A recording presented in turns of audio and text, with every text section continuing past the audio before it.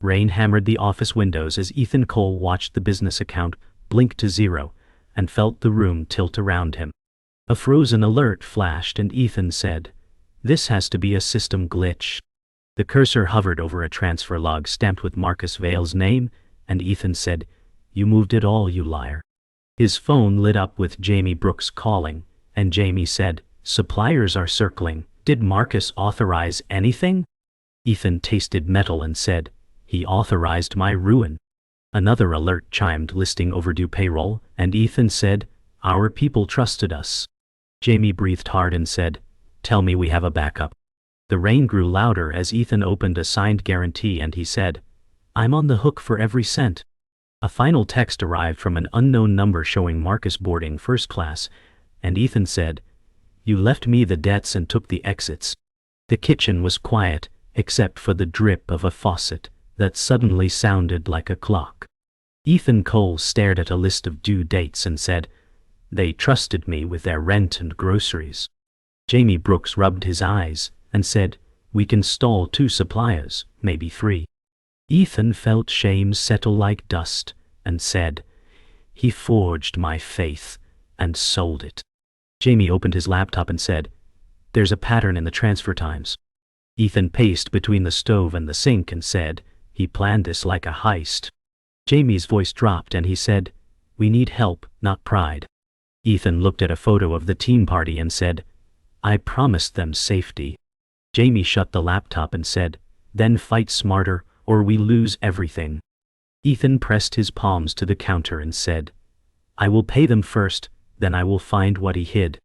In a memory that still smelled of fresh paint and ambition, Ethan Cole stood beside a ribbon and said, "To the future of Vale and Cole." Marcus Vale grinned for the crowd and said, "To partners who never flinch." Flashbulbs popped like summer fireworks as Ethan explained their plan and said, "We win by earning trust." Marcus leaned in for the toast and said, "And by moving fast when doors open." Ethan believed every word and said, "We build slow, we build solid." Marcus's laugh was warm as he said, "Speed can be solid when you hold the wheel." Ethan shook hands with a banker and said, "We will keep things transparent." Marcus squeezed his shoulder and said, "You handle people, I'll handle timing." The present snapped back with the neon hiss of a downtown billboard. Ethan Cole watched a luxury ad that featured a familiar profile and said, "He bought the spotlight with my debt." Jamie Brooks scrolled a feed with hollow patience and said, "He rebranded last week under a shell." Ethan felt the city breathe around his anger and said, "He thinks distance makes him untouchable." Jamie's thumb stopped on a yacht photo and he said, "He's hosting a pitch tonight." Ethan studied the venue details and said, "He shows his throat when he preens." Jamie held his gaze and said, "We need proof before we swing." Ethan folded the flyer and said, "Proof lives where his pride does." Back at the office, the storm had thinned to a damp hush that left the air tasting like metal. Ethan Cole gathered the unpaid invoices and said, "First, I make our people whole." Jamie Brooks folded a plan sketch and said, "We route funds from the assets he forgot." Ethan pointed to a folder labeled with a vendor name and said, "He left tracks through arrogance." Jamie nodded like a man at the edge of a cliff and said, "I will pull whatever records we can." Ethan stared at the glass where the city bled blue and said, "Then we go to his pitch and open the floor." Jamie's voice steadied and he said, "We keep it legal and clean." Ethan placed the guarantee in a new folder and said, "We keep it undeniable and loud." The knock at the door came like a hammer, and Ethan Cole froze with his coffee still steaming. A stern voice outside barked, "Final warning, Mr. Cole. You've missed 3 payments." Ethan set the cup down and said, "I'll make it right." Jamie Brooks whispered, "They won't wait long." Ethan pulled the blinds and said, "Marcus fed me to them." The knock grew louder, and the voice said, "We'll escalate to legal action." Ethan's chest tightened as he said, "Debt collectors see blood before truth." Jamie tapped a folder on the table and said, "We need to buy time." Ethan nodded, face pale, and said, "I'll give them something to hold, but not the last thing I own." By afternoon, Ethan Cole's phone buzzed with another creditor demanding clarity. He said, "You'll be paid every penny." The woman on the line snapped, "Your promises don't fill ledgers." Ethan felt sweat bead on his neck and said, "Then hold patience for 1 week." Jamie Brooks gestured for calm and said, "Don't burn bridges, we'll need them later." Ethan pressed his palm against the table and said, "They see me as a fraud already." Jamie folded his arms and said, "Then show them a fighter instead." As night fell, Ethan Cole sat in the mentor's modest study surrounded by stacks of old case files. Richard Hale adjusted his glasses and said, "I once trusted a man like Marcus." Ethan leaned forward and said, "What did he take from you?" Richard's eyes shadowed and he said, "Years of work, my name, my pride." Ethan exhaled sharply and said, "Then you know why I can't quit." Richard leaned back and said, "Revenge burns the hand that grips it." Ethan's tone hardened as he said, "So does betrayal when swallowed." Richard lifted a battered notebook and said, "Then use this wisely, not blindly." The following morning, Ethan Cole stood outside his parents' old house, the porch sagging with years. He muttered, "I swore I'd never come back here." Jamie Brooks checked his notes and said, "We can mortgage it for breathing space." Ethan's hands curled into fists, and he said, "I'd rather bleed than pawn memories." Jamie frowned and said, "Survival doesn't ask for sentiment." Ethan's voice cracked as he said, "This place is the last piece untouched by Marcus." That night, Ethan Cole returned to the office and stared at the empty chairs of employees who once filled the room with chatter. He whispered, "They counted on me." Jamie Brooks powered on the projector and said, "Their loyalty was to you, not him." Ethan touched a photo pinned to the corkboard and said, "I'll buy them back their dignity." Jamie's voice rose with rare force and said, "Then stop drowning and start swimming." Ethan turned from the photo and said, "I will rise on what he left behind." The clock ticked past midnight, and Ethan Cole sat hunched at his desk with shadows crawling across the walls. He whispered, "If Marcus Vale thought debt would bury me, he forgot I know how to dig." Jamie Brooks tossed another stack of receipts onto the desk and said, "We have breadcrumbs, but no trail yet." Ethan pressed his palms into his face and said, "Every dollar he stole, every cent I owe, it maps to his arrogance." Jamie leaned against the desk and said, "His arrogance might be the only weak seam we can pull." Ethan's eyes narrowed as he said, "He leaves fingerprints when he flaunts." Jamie cracked a tired smile and said, "So we turn his ego into our weapon." Ethan looked at the glowing spreadsheet and said, "He'll choke on the same stage he built." The following evening, Ethan Cole walked through Richard Hale's dim study again. Richard leafed through his battered notebook and said, "Inside here are tricks Marcus Vale thinks he invented." Ethan leaned forward and said, "You've tracked schemes like his before." Richard gave a bitter laugh and said, "I've lost more years to men like him than you've lived." Ethan said, "Then you know what tools I'll need." Richard looked up sharply and said, "I know what it will cost you." Ethan exhaled and said, "My cost has already been collected." Richard placed the notebook on the desk and said, "Then make this your blade, not your shackle." Ethan touched the cover with reverence and said, "Then tonight, the cutting begins." Later, Ethan Cole spread ledgers across Jamie Brooks' kitchen table, papers spilling like waves. Ethan said, "Look here, the transfer schedule repeats every 2 weeks." Jamie rubbed his forehead and said, "That's not a schedule, that's a ritual." Ethan nodded and said, "Marcus built patterns even in crime." Jamie sighed and said, "If we expose the rhythm, we prove intent." Ethan jabbed at the numbers and said, "And intent is what law understands." Jamie leaned back and said, "Law is slow, Marcus is quick." Ethan smiled faintly and said, "Then we corner him before the law even stirs." Jamie stared at him and said, "You're not chasing justice anymore, you're chasing his shadow." Ethan's jaw tightened and he said, "Then I'll catch the shadow and drag the man with it." By midnight, Ethan Cole carried the notebook to the balcony and let the city breathe around him. He said, "Every promise I made became a weapon against me." Jamie Brooks joined him with 2 mugs and said, "You're still here, and they still believe in you." Ethan stared at the skyline and said, "They believe in what I used to be, not in what Marcus left behind. Jamie said, then show them the man who stands, not the man who was robbed.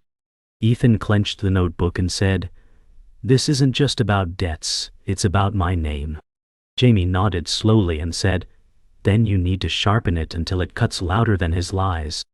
Ethan lifted the mug, eyes hard, and said, tomorrow the sharpening starts. At dawn, Ethan Cole returned to the office and cleared the desk until only the guarantee sat in the center. He said, this signature will not be my tombstone.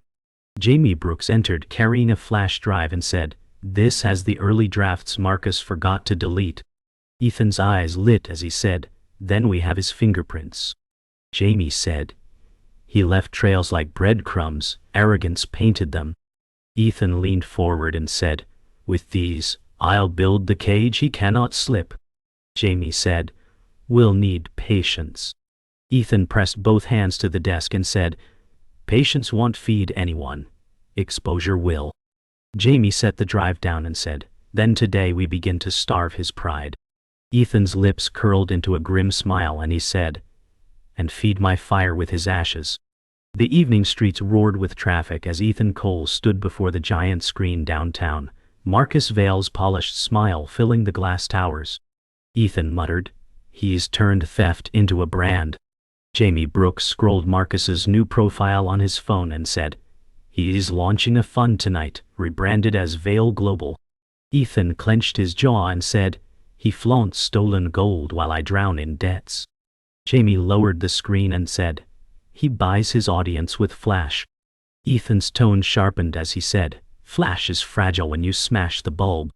Jamie whispered, we'll need to infiltrate the event if we want evidence. Ethan fixed his eyes on the billboard and said, if he wants a spotlight, then I'll drag him under it until he burns.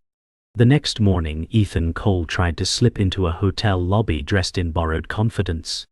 A guard stepped in his path and said, invitation only.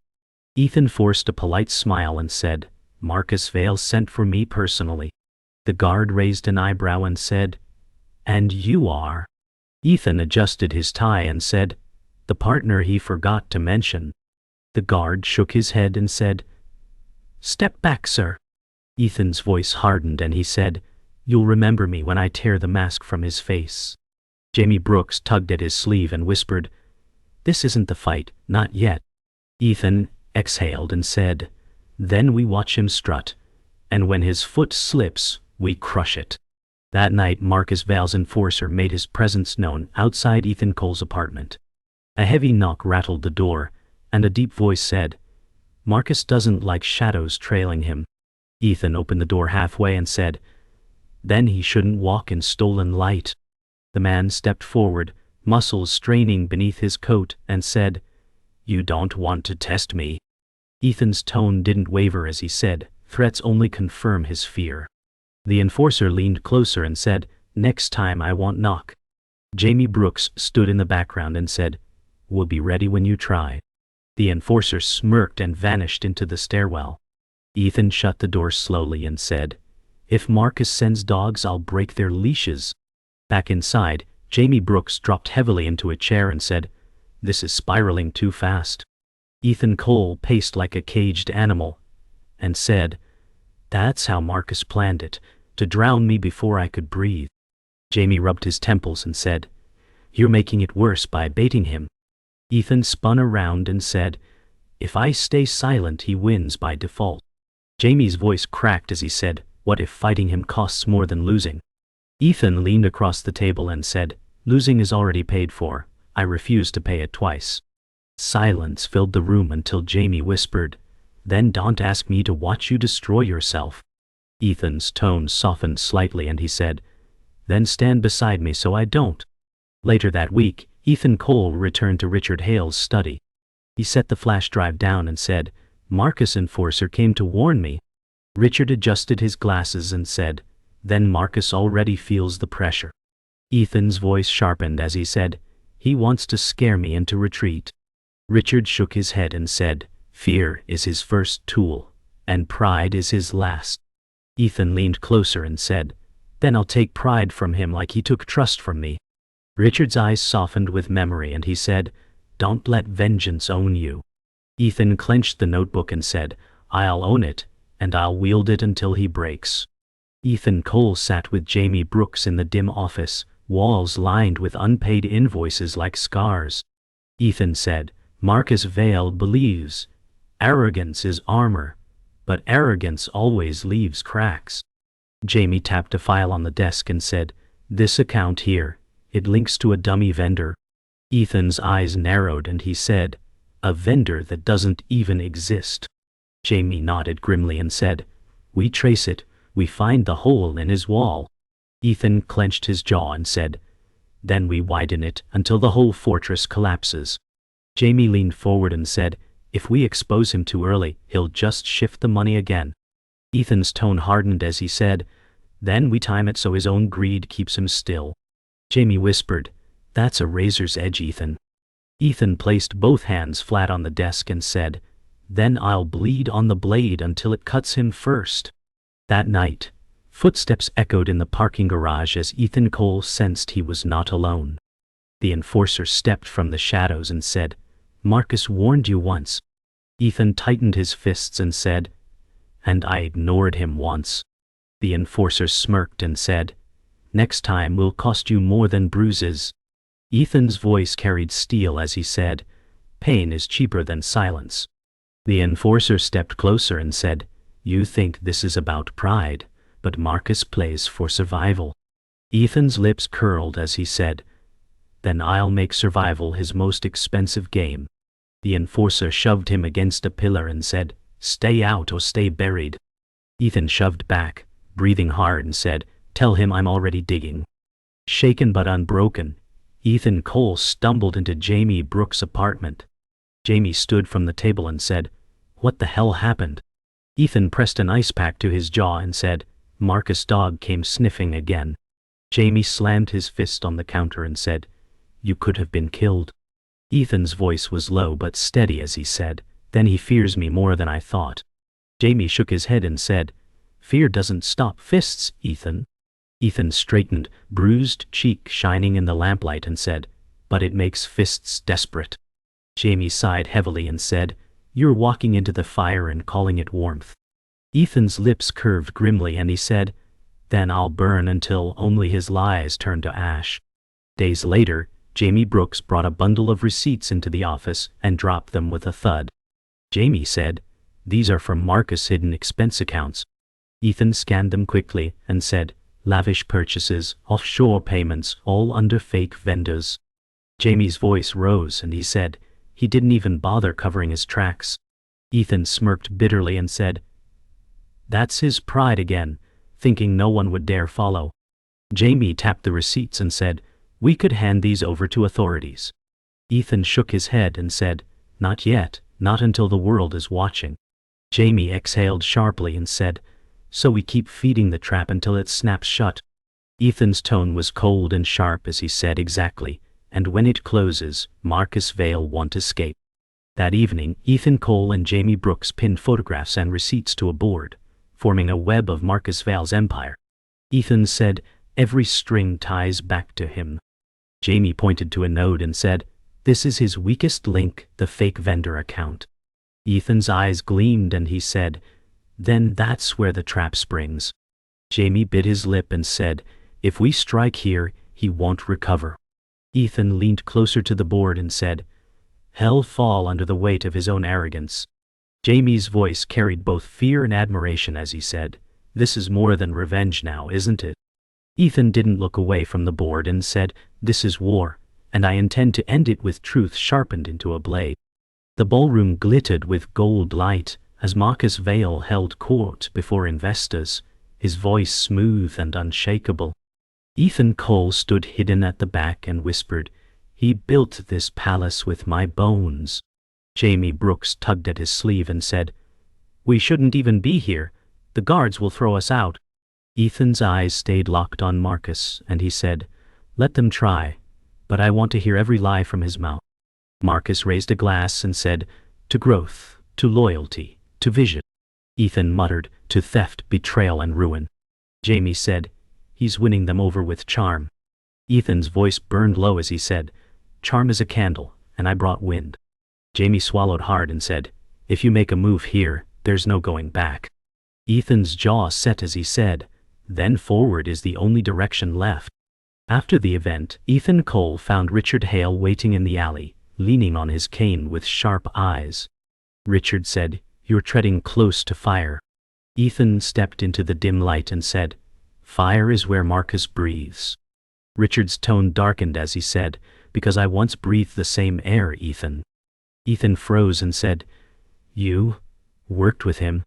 Richard's voice carried regret as he said, "Not willingly, but once upon a time, yes. I thought I was guiding him, but all I did was sharpen his deceit." Ethan's fists clenched as he said, "You knew his games all along." Richard's shoulders slumped and he said, "I wanted to warn you sooner, but guilt kept me silent." Ethan's voice cracked with anger as he said, "You were the mentor I trusted, and you let the snake coil." Richard's eyes glistened as he said, "Then let me atone by helping you break him where I could not." Back in the office, Ethan Cole slammed documents onto the table. Jamie Brooks looked startled and said, "What happened?" Ethan's voice trembled with rage as he said, "Richard Hale was tied to Marcus once." Jamie's eyes widened and he said, "Then he might still be tied." Ethan shook his head and said, "No, he regrets it, but regret is too thin to trust." Jamie crossed his arms and said, "Then maybe Richard is just playing you." Ethan snapped back, "He gave me insight Marcus never wanted me to have." Jamie lowered his tone and said, "Or Marcus wanted you to hear it." Ethan leaned in close, face shadowed, and said, "Don't you dare suggest Hale is still his pawn." Jamie slammed his palm down and said, "I'm suggesting you're blinded by hate." Ethan's voice dropped to a hiss as he said, "Hate keeps me awake, loyalty keeps me moving, and betrayal keeps me sharp." 2 nights later, Ethan Cole walked alone under the overpass when footsteps thundered behind him. The enforcer emerged from shadows, fists clenched, and said, "Time to finish what we started." Ethan squared his stance and said, "You've chased me like a wolf, but tonight I'm the fire." The enforcer lunged and slammed him against the concrete. Ethan spat blood and said, "That all you've got?" The enforcer growled, "You don't fear pain, but you should fear silence when I leave you broken." Ethan twisted free and said, "Silence is what Marcus will hear when the crowd stops clapping." The fight raged, fists echoing under the bridge, until both staggered back, bruised and gasping. The enforcer stared at him and said, "You're tougher than you look." Ethan wiped his mouth and said, "And you're weaker than you think." At last the confrontation erupted in Marcus Vale's penthouse, city skyline blazing behind glass walls. Ethan Cole stepped inside and said, "You thought betrayal would make me disappear." Marcus smirked and said, "It usually does." Ethan's voice thundered, "Not me, Marcus. Not the man you left drowning." Marcus poured whiskey into a glass and said, "You should thank me. Without me you'd still be small." Ethan's fists clenched and he said, "Without you, I'd still have my honor." Marcus laughed coldly and said, "Honor doesn't pay debts, Ethan." Ethan's eyes burned as he said, "But it pays for your downfall." Marcus's smile faltered and he said, "You can't touch me." Ethan slammed the flash drive onto the table and said, "I already did, and tomorrow the world sees who you are." The following morning, the world stirred with whispers as Marcus Vale's empire began to wobble. Ethan Cole stood at the edge of the crowded press hall, the flash drive already delivered to the reporters. Ethan whispered, "Now let him drown in truth." Jamie Brooks clutched a folder and said, "They've already confirmed the transfers, Ethan. It's happening." Ethan's eyes narrowed on the stage where Marcus walked up with forced calm. Marcus raised his hands and said, "Everything you've heard is fabricated." The crowd muttered. Ethan said, "They don't believe him anymore." Jamie's lips pressed tight and he said, "He's stalling, but he's bleeding." Ethan stepped forward and said, "Then let him bleed in front of them all." As reporters shouted questions, Marcus Vale's mask cracked further. He snapped, "These are baseless lies from jealous enemies." Ethan Cole murmured, "Enemies don't know where the money went, Marcus, but your partners do." Jamie Brooks leaned closer and said, "Look at them, Ethan. The crowd already smells blood." Ethan clenched his fists and said, "Every word he spits drags him deeper." A reporter yelled, "What about the offshore accounts?" Marcus's jaw tightened as he said, "Fabricated." Ethan whispered, "Say it louder, Marcus. Say it while your empire burns." Jamie said, "He's cornered himself." Ethan's voice dropped sharp as a blade and he said, "He built his own noose. I only brought the rope." In the chaos outside the building, the enforcer leaned against a pillar watching Ethan Cole. He said, "You've done what fists couldn't." Ethan stared back and said, "Then maybe you chose the wrong master." The enforcer shook his head and said, "I served him because I owed him, but I see now he never paid anyone back." Ethan's tone cut sharp as he said, "He only paid himself." The enforcer stepped closer and said, "I won't stop you anymore. My debt ends with him." Ethan looked him in the eyes and said, "Then walk away before he drags you down." The enforcer gave one last nod and said, "I'll let you finish what I couldn't." Ethan watched him disappear into the crowd and muttered, "One chain broken, one serpent left." Later that night, Ethan Cole sat across from Richard Hale in the quiet study. Richard said, "You've done what I never could." Ethan's voice was heavy as he said, "But the cost doesn't feel like victory." Richard leaned forward and said, "Because revenge always leaves ash in the lungs." Ethan rubbed his temples and said, "I wanted justice, but all I smell is smoke." Richard placed a hand on his notebook and said, "The truth is you're alive, Ethan. Alive and unbroken." Ethan's voice faltered as he said, "Then why does it feel hollow?" Richard met his eyes and said, "Because nothing fills the space betrayal carved, but survival is its own answer." Ethan nodded slowly and said, "Survival, maybe. Peace, I don't know if that comes." At dawn, Ethan Cole returned alone to the office, rain dripping outside like a slow metronome. He walked past empty desks and whispered, "Every chair deserves a worker again." He placed the guarantee on the table and said, "Not my tombstone, not anymore." The city glowed pale blue through the window as Ethan said, "Marcus Vale stole my trust, but I stole back the truth." He lowered himself into the chair, silence pressing heavy, and murmured, "And if all I keep is silence, at least it's mine." The office swallowed his words, leaving only the sound of rain and a faint hum of lights.